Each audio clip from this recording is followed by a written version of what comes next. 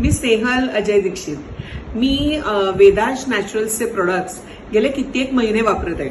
मी पहिल्यांदा ना एक्झिबिशनमध्ये हे प्रोडक्ट्स बघितले 7-8 महिन्यापूर्वी आणि मला ते बघता क्षणी खूप आवडले.